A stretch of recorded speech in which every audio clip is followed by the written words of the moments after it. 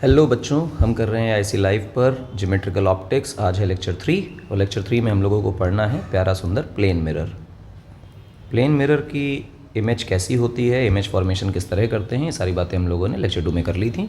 Basics की बात ख़त्म हो गई। अब हम लोग यहाँ से कुछ प्रॉब्लम्स और प्रॉपर्टीज़ पर डिस्कशन करेंगे। तो इमेज कैसे बनाने के लिए सिखाया गया था वो देख लो एक बार। प्लेन मिरर दिखाया गया, फिर कहा गया कि प्लेन मिरर के पीछे कोई पॉलिश है, हमने पॉलिश भी बना दी। पॉलिश को थोड़ा पतला कर लें। इसके बाद कहीं ऑब्जेक्ट मान लिया जाए, लेट सपोज़ यहाँ पे कोई ऑब्जेक्ट, और ऑब्जेक्ट हमेशा पॉइंट ऑब्जेक्ट ही कंसीडर करना बेटा, क्योंकि पॉइंट ऑब्जेक्ट का ही कॉन्सेप्ट होता है। लेंथ ऑब्जेक्ट जो होता है वो पॉइंट ऑब्जेक्ट के केस से ही बना लिया जाता है, ठीक है। तो पॉइंट ऑब्जेक्ट से ही इमेज फॉर्मेशन सीखनी होती है। मिरर से ऑब्जेक्ट जितना दूर होगा, मिरर से इमेज भी उतना ही दूर होगी, और ये जो डिस्टेंस है वो हमेशा परपेंडिकुलर मेजर की जाएगी, बहुत इंपॉर्टेंट है। इस तरह से देखो, ऑब्जेक्ट से एक रे निकालो, मिरर पे फॉल करो, फिर ऑब्जेक्ट से एक दूसरी रे निकालो और वो भी मिरर पे फॉल करो। देखो इंसिडेंट होंगी दो रेस, और ये क्योंकि इमेज फॉर्म कर रही हैं, तो इमेज फॉर्म करने के लिए इन रेज़ का इमेज से पास होना ज़रूरी है। इस वजह से आप इस तरह की रेस को किसी कीमत पर बैक प्रोड्यूस करके ना बनाएं, जबकि ये बात इंश्योर करें कि ये जो रेस आप बना रहे हैं, ये रेस इमेज से ही पास हो रही हैं। ये बहुत ज़रूरी बात मैंने बोली, इमेज से ही पास हो रही हैं, ऐसा सोचना है। और जब आप इमेज से पास कराती हुई रे निकालेंगे तो डेफिनेटली एक शानदार अच्छी इमेज बनेगी। वर्चुअल इमेज बनती है, इरेक्ट इमेज बनती है, सेम साइज़ की बनती है, और मिरर से परपेंडिकुलर डिस्टेंस ऑब्जेक्ट और इमेज की बराबर रहती है। डिफरेंट लोकेशंस चेक कर लेते हैं, जहाँ जहाँ पे ऑब्जेक्ट रखा हो तो इमेज बन जाएगी। जैसे इमेज, ये मिरर का ओरिएंटेशन ऐसा दिया हुआ है, और उसके बाद मिरर में ये पॉलिश बना दी गई है। ऑब्जेक्ट लेट सपोज़ यहाँ रखा है।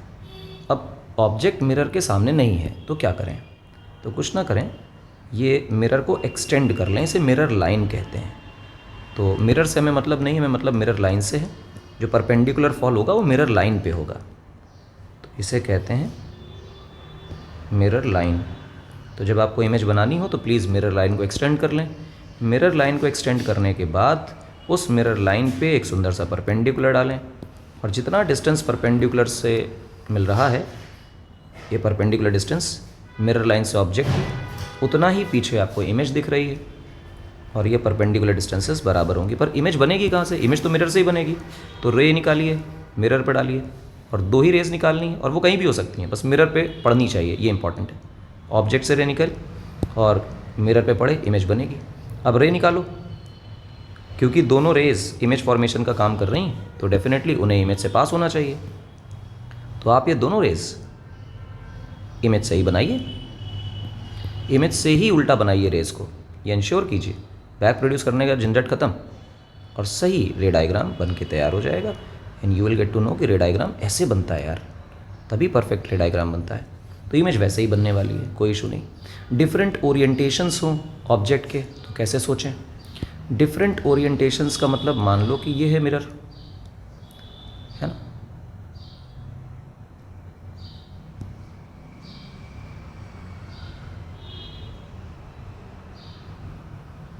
ये ऐसा कुछ, और मान लो कि यहाँ रखा है ऑब्जेक्ट इस तरफ, तो क्या करें? कुछ और ना करो, मिरर को एक्सटेंड करो, और कहोगे हे मिरर तुम्हें एक्सटेंड कर लिया हमने। उसने कहा कैसे किया? डॉटेड लाइन से।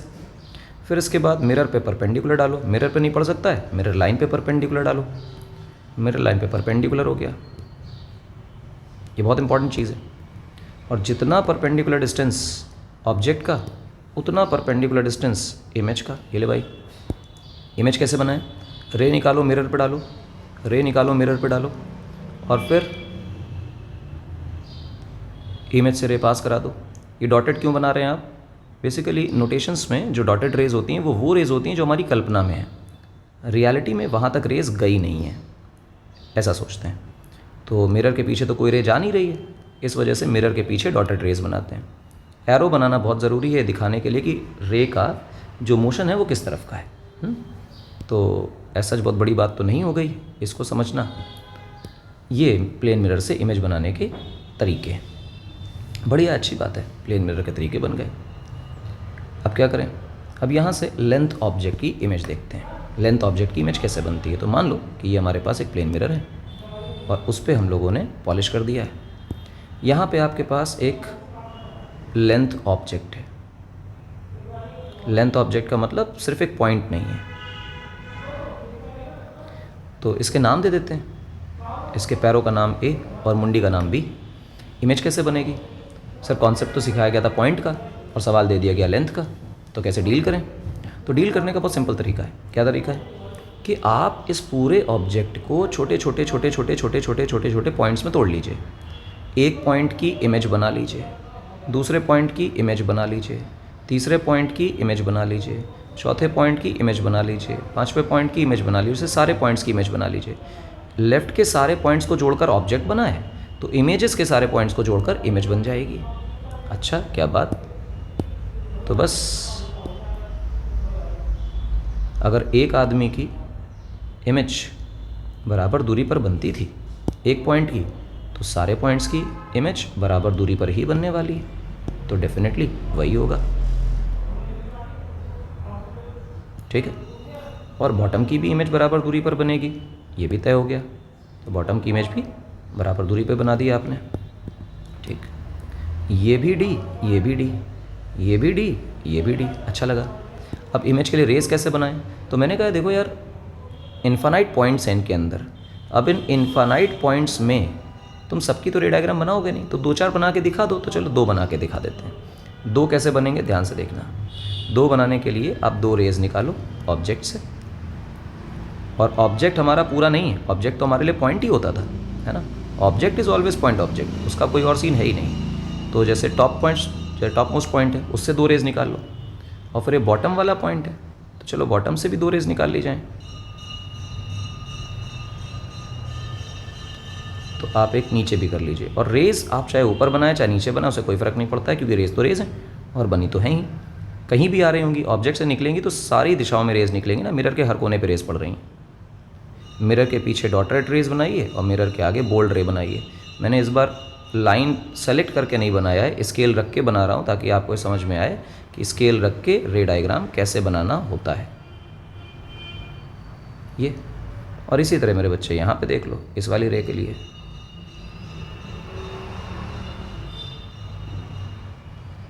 ये ऐसे, और यहाँ पे ये देखिए आप, ये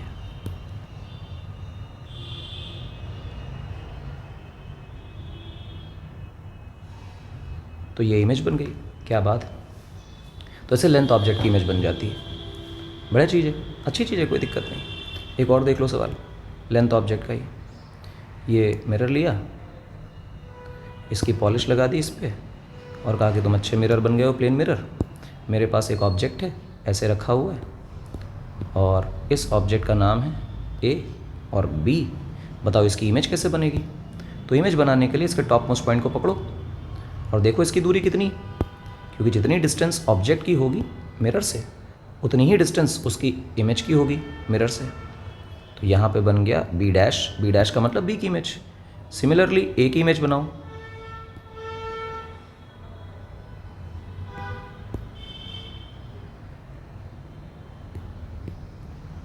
और उतनी ही दूर पर ए डैश बना लो। ये D1 तो ये D1, ये D2 तो ये D2, है ना। तो ये बन गई हमारी प्यारी सुंदर image A dash B dash. इस तरह से इमेज बन जाएगी। रे डायग्राम बनाने की इच्छा हो तो वही बी से दो रेज निकालो और दिखा दो कि वहाँ से रिफ्लेक्शन कैसे हो रहा है। एक बात याद रखना बेटे कि बी से रे निकल रही है तो बी की इमेज से ही रे रिफ्लेक्ट कराना। तमाशा ना करना कि बी से ऑब्जेक्ट बी है और तुमने रिफ्लेक्शन के टाइम पे ए की इमेज से रे निकाल दी, ये ना करना। अगर ऑब्जेक्ट है बी तो रे रिफ्लेक्ट भी बी की इमेज से ही होंगी। और अगर ऑब्जेक्ट है हमारा ए, जैसे इन दो रेज के लिए अब मैं ए बना रहा हूँ, है ना, ए की रेज निकाल रहा हूँ, तो फिर इसकी रिफ्लेक्टेड वाली जो रे है वो भी ए की इमेज से ही पास होंगी, ए की इमेज से ही पास होंगी।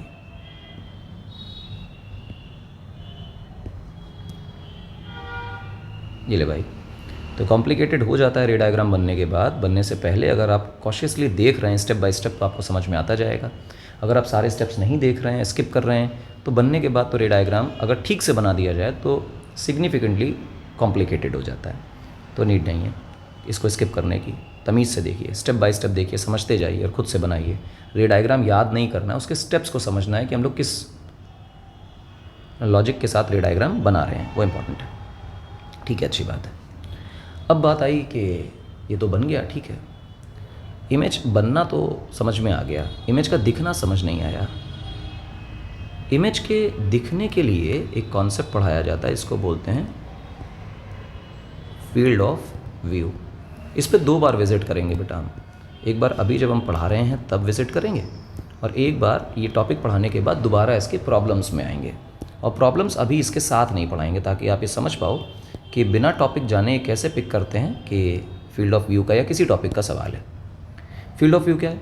फील्ड ऑफ व्यू ऐसा जोन है जिस जोन में कोई ऑब्जर्वर किसी ऑब्जेक्ट की कंप्लीट इमेज देखे।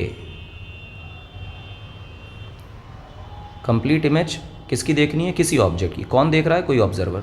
तो जिस इलाके में खड़े होकर ऐसा हो सकता है उस इलाके का नाम है फील्ड ऑफ व्यू। देखकर समझ, बोलकर समझ नहीं आता है, रे डायग्राम बनाकर आता है। समझना बेटे, दिखाई कहाँ तक देगा? दिखाई तो बच्चा वही देगा जहाँ पर रे जा रही होंगी।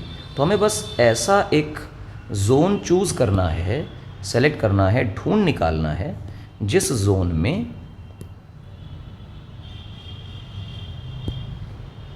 रिफ्लेक्शन के बाद लाइट जा रही हो और उस जोन के बाहर लाइट ना जा रही हो। तो रिफ्लेक्टेड लाइट जहाँ पर नहीं जाएगी डेफिनेटली वहाँ पर इमेज दिखाई नहीं देगी।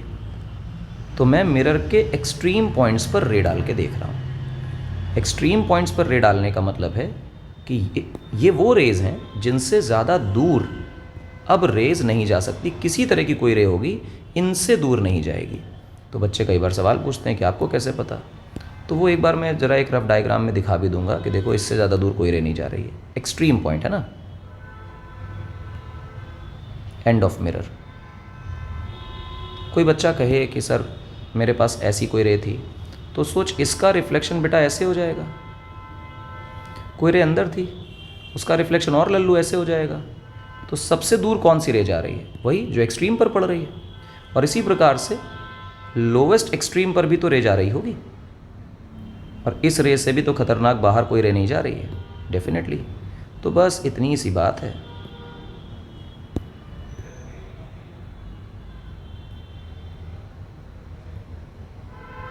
कि आपने अपर एक्सट्रीम और लोअर एक्सट्रीम पर रे डाली और रे डालकर इनको रिफ्लेक्ट करा दिया। आप देखो कि ये वो जोन दिखाई देगा जिसके अंदर रिफ्लेक्टेड रेज होंगी।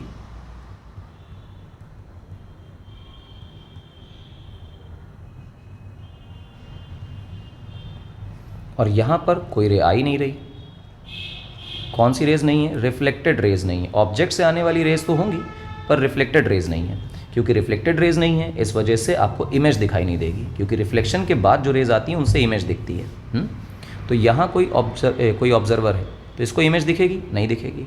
यहाँ कोई ऑब्जर्वर है, इसको इमेज दिखेगी? नहीं दिखेगी। यहाँ कोई ऑब्जर्वर है, इसे इमेज दिखेगी? हाँ दिखेगी। यहाँ कोई ऑब्जर्वर है, इसे इमेज दिखेगी? हाँ दिखेगी। यहाँ कोई ऑब्जर्वर है, इसे इमेज दिखेगी? हाँ दिखेगी। क्यों दिखेगी? क्योंकि यहाँ पर रेज आ रही हैं रिफ्लेक्टेड। तो जहाँ पर भी रिफ्लेक्टेड रेज होंगी वो ऑब्जर्वर की आंखों में पहुँचेंगी, ऑब्जर्वर आराम से इमेज देख पाएगा। ये जो जोन हमने देखा जहाँ पर रिफ्लेक्टेड रेज सच में आ पा रही थी, इसे ही बेटा हम लोगों ने नाम दिया फील्ड ऑफ व्यू। क्या नाम दिया? Field of view. ध्यान देने वाली बातें हैं, आसानी से समझ में आती हैं। ठीक है, ये फील्ड ऑफ व्यू। अब जो फील्ड ऑफ व्यू रह गया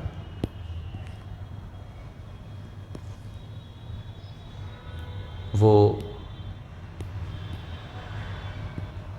लेंथ ऑब्जेक्ट का फील्ड ऑफ व्यू रह गया। मतलब सिंपल सा है कि अभी तक हमने जो फील्ड ऑफ व्यू किया वो पॉइंट ऑब्जेक्ट का किया, पर लेंथ ऑब्जेक्ट के बारे में तो बताया नहीं आपने। बिंदु तो हमने देख लिया, पर पूरी बॉडी देखनी हो तो क्या करें? तो आप प्लीज़ पूरी बॉडी बनाइए पहले। तो हमने ये एक बॉडी बनाई है जिसका नाम दिया ए, और इसका नाम दिया B, और दोनों से परपेंडिकुलर डिस्टेंस ड्रॉ की। और याद रखना ये जो परपेंडिकुलर डिस्टेंस है हर पॉइंट की मिरर से वो बराबर ही आने वाली है। यहाँ से एक परपेंडिकुलर ड्रॉ कर लो, ये तो आपको दिखेगा कि ये इमेज A' और ये इमेज B', और इनके बीच में बन गई एक इमेज। ठीक, अब अगर B को देखना है तो B को कहाँ से देखा जा सकता है? एक्सट्रीम रेज से। एक्सट्रीम रेज मतलब मिरर के एंड से पास हो रही होंगी, तो हमने एक्सट्रीम रेज बना ली मिरर के एंड से पास होने वाली। ले भाई, इसके बियॉन्ड B नहीं है, ठीक, नो B। फिर मुझे अब एक और बियॉन्ड देखना है कि नीचे B कहाँ तक दिखाई दे रहा है। B का मतलब वही सर देखना है, टॉप मोस्ट पॉइंट देखना है ऑब्जेक्ट का। तो ये रहा साहब, ये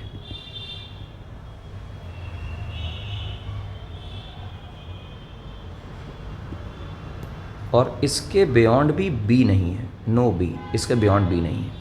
यानी अगर तुम ध्यान से देखो तो ये रे 1 बोल रहा हूँ और ये रे 2 बोल रहा हूँ। 1 और 2 के बीच में जो जोन आ रहा है ये है B पॉइंट के लिए फील्ड ऑफ व्यू, पूरे ऑब्जेक्ट के लिए नहीं, B पॉइंट के लिए फील्ड ऑफ व्यू।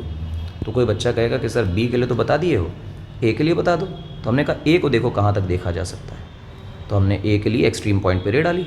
और फिर ध्यान से देखना कि क्योंकि A से रे आई है तो A की ही इमेज से पास होगी, उसमें कोई तमाशा नहीं।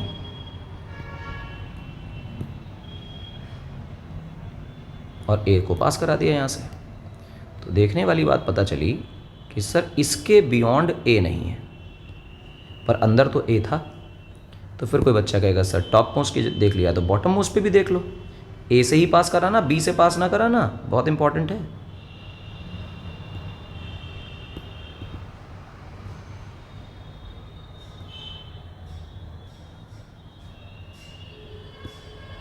ये देखो बॉटम से पास करा दिया। तो ये देखकर समझ आया कि इसके आगे कोई A नहीं है, नो A। यानी ये ऑरेंज वाले से ऑरेंज वाली के बीच में मुझे A पूरा पूरा दिखाई दे रहा है, पूरा ऑब्जेक्ट नहीं दिखाई दे रहा है, A पॉइंट हमेशा दिखाई दे रहा है ऑरेंज से ऑरेंज के बीच में।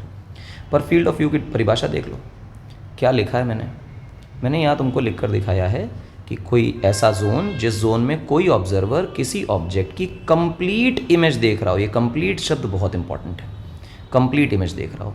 ध्यान से देखना, यहाँ पर B नहीं है लेकिन यहाँ पर A है। यहाँ पर तो A भी नहीं है और B भी नहीं है, यहाँ पर A भी नहीं है और B भी नहीं, कोई रेज ही नहीं। और यहाँ देखो B की रे है क्योंकि वाइट वाले के अंदर आ गए, पर A नहीं है क्योंकि ऑरेंज वाले के बाहर चले गए। तो इसका अर्थ ये निकल कर आया बच्चे कि अगर हम गलती से इस वाइट वाले से इस ऑरेंज वाली के बीच रह जाते, वाइट से ऑरेंज के बीच में, तो मुझे ये वो जोन दिखाई देता जिस जोन के अंदर डेफिनेटली B भी है और A भी है। तो यानी कि अब मुझे सर भी दिखाई दे रहा है, मुझे पैर भी दिखाई दे रहा है, तो मुझे कंप्लीट इमेज दिखाई दे रही है। और यही हमारे लिए फील्ड ऑफ व्यू है। फील्ड ऑफ व्यू का मतलब कंप्लीट इमेज दिखाई दे। तो वो जो सर की और पैर की टॉप मोस्ट और बॉटम मोस्ट पॉइंट्स की फील्ड ऑफ व्यूज़ थी, उनका जो कॉमन इंटरसेक्शन पार्ट है, कॉमन एरिया है, वो जोन हमारे लिए कंप्लीट इमेज का, पूरी इमेज का, लेंथ ऑब्जेक्ट की इमेज का फील्ड ऑफ व्यू कहलाएगा। ये बहुत इंपॉर्टेंट बात थी कि ये बच्चा फील्ड ऑफ व्यू है। अच्छा, और ध्यान देना बहुत सिंपल है, फिर भी एक बार देख लो तो अच्छा लगता है। क्या है कि इस वाइट और इस वाइट के बीच में B दिखाई दे रहा है, ऑरेंज और ऑरेंज के बीच में A दिखाई दे रहा है। तो मैं इस वाइट से इस ऑरेंज के बीच रहता हूँ तो गारंटी से मुझे A और B दोनों दिखाई देते हैं। तो टॉप और बॉटम दिखाई दे रहा है तो बीच तो दिखाई दे ही रहा है। यहाँ पर मुझे B नहीं दिखाई देगा पर A दिखाई देगा तो पूरी इमेज तो दिखाई दी नहीं। यहाँ मुझे A नहीं दिखाई देगा, B दिखाई देगा, तो कॉमन सेंस से पूरी इमेज दिखाई नहीं दी। फील्ड ऑफ व्यू का मतलब है कि वो जोन जहाँ पर इमेज पूरी दिखाई दे, तो ये जो जोन है इंटरसेक्शन वाला, इसमें ही पूरी इमेज दिखाई देगी, एंड हेंस यही हमारा फील्ड ऑफ व्यू है। समझे बात? जी हाँ, एकदम सिंपल, बढ़िया। तो ये फील्ड ऑफ व्यू की कहानी थी, ठीक है। फील्ड ऑफ व्यू में एक सवाल ऐसे भी आता है कि आपके पास ऐसा एक मिरर है, ठीक, और इस मिरर में आपने यहाँ पे एक ऑब्जेक्ट रखा है, ठीक है। वो छत टाइप है कुछ, छत पे आपने मिरर लगा दिया है इस तरह का, और ये हाइट h है, ऐसा मानता हूँ मैं, और ज़मीन है, और ज़मीन पे ही ऑब्जेक्ट रखा था मान लेते हैं। तो पूछा जा रहा है कि ज़मीन कितनी लंबाई तक चमकेगी।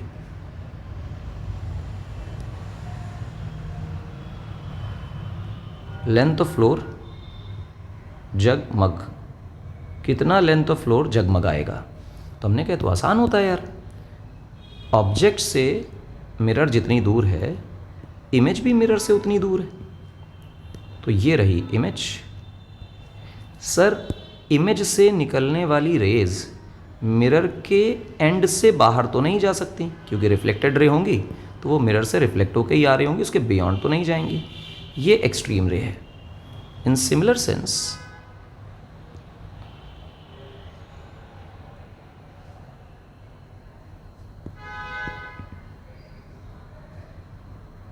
ये एक्सट्रीम रे है, ठीक। और कोई बच्चा कहे ऑब्जेक्ट से तो बनाया नहीं आपने, ले भाई ऑब्जेक्ट से बना ले, क्या तकलीफ है। ये ले, ये ले, ये ले, ये ले, ये जो लंबाई निकल कर आई, ये लंबाई वो L है जो कि एरिया जगमग है। हमने कहा बहुत बढ़िया बात, या लेंथ जगमग है, क्योंकि यहीं पे रिफ्लेक्टेड लाइट आ रही है, और जहाँ रिफ्लेक्टेड लाइट आ रही है वहीं पे जगमग एरिया मिलेगा।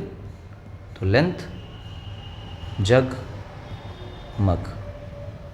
अब ध्यान से सुनना, अगर मेरे लिए मिरर की जो लंबाई है वो a है, तो डेफिनेटली ये आधा एरिया a/2 है, और ये भी आधी लेंथ a/2 है। ध्यान से समझना। तो अब मैं कुछ छोटी छोटी बातें कर रहा हूँ, ध्यान से देखना। ये h, तो फिर ये भी h, परपेंडिकुलर हाइट तो h आ ही जाएगी। मेरी बात तो सही है, परपेंडिकुलर हाइट जो है h आ जाएगी। क्या किया जाए, मैं ट्रायंगल देख रहा हूँ, ये और ट्रायंगल देख रहा हूँ, ये बड़ा वाला, ये सिमिलर ट्रायंगल्स हैं, ठीक। तो मैं इस पर्टिकुलर एंगल को थोड़ी देर के लिए फाई कह रहा हूँ, और मैं tan फाई निकालने जा रहा हूँ तुम्हारे लिए। अगर इस tan फाई को इस पर्टिकुलर ट्रायंगल में देखा जाए तो वो परपेंडिकुलर अपॉन बेस हो सकता है। तो परपेंडिकुलर की जगह तो a/2 और बेस की जगह h है। और यही tan फाई बेटा अगर आप बड़े ट्रायंगल में निकालें तो परपेंडिकुलर l/2 होगा और बेस पूरा 2h हो जाएगा। ये बन गया l/2 और बेस पूरा हो गया 2h। तो 2h से 2h कट गया, l की जगह पे आएगा 2a। तो जितना मिरर है उसका डबल आपको दिखाई देगा। क्या कहना है, वाह, इजी है। हाँ इजी है, देख लेना tan थीटा सही लगा है कि नहीं लगा है, बस इतनी सी बात है। और ये हमारे लिए फील्ड ऑफ व्यू का ही एक छोटा सा सवाल है। गौर से समझो तो फील्ड ऑफ व्यू का ही क्वेश्चन है और कुछ भी नहीं है।